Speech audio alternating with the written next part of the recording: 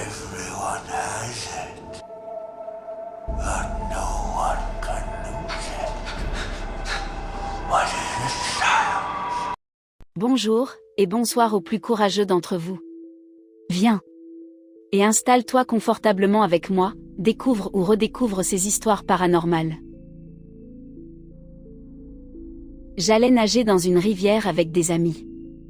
Nous suivions des rails, lorsque nous avons vu un reste de travail. C'est-à-dire, lorsque des gens laissent les restes d'un rituel ou d'un sacrifice. Il y avait une grande assiette en carton, par-dessus des feuilles de bananier, et un grand cœur de bœuf. Des bougies noires et rouges, une bouteille de rhum blanc, et plusieurs pièces de monnaie. Posé sur le côté, un livre. Un de mes camarades, le plus téméraire de la bande, s'est emparé des pièces, malgré nos avertissements, afin qu'il ne s'attire pas sur lui un quelconque malheur.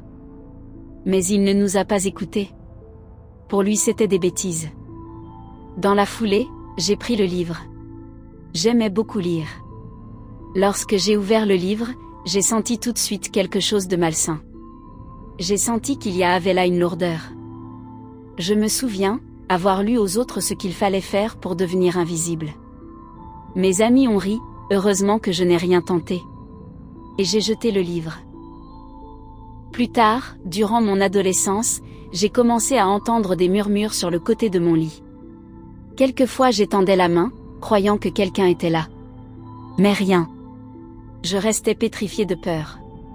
Je me couvrais même quand il faisait très chaud, je priais pour m'endormir vite. Une fois, en fixant le toit, j'ai aperçu une forme sombre qui me regardait. Puis cette chose a ri, a fait quelques gestes, et a disparu. Ce souvenir me terrifie encore.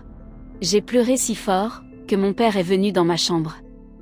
Il a prié avec moi, et m'a dit, que cette chose était l'adversaire, qui tentait de déstabiliser notre foyer. Une autre fois, mon frère aîné, qui avait alors 18 ans, avec tous les défauts de cet âge, il buvait, il sortait tout le temps, il fumait, il se disputait tous les jours avec mon père. Une nuit, il a fait un cauchemar, où il se disputait avec notre père. Il avait ensuite volé les clés de la voiture.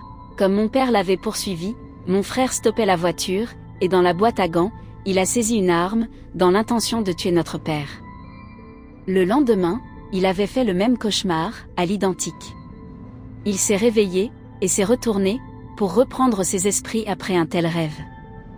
Lorsqu'il a vu quelqu'un à ses côtés. Cette personne était comme faite de feu, un feu de lave de volcan. Elle n'avait ni visage, ni rien.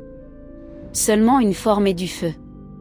Cet être lui a tendu la main et a dit : « Voici les clés de la voiture, et l'arme. » Mon frère a poussé un cri si fort, que toute la maisonnée a accouru.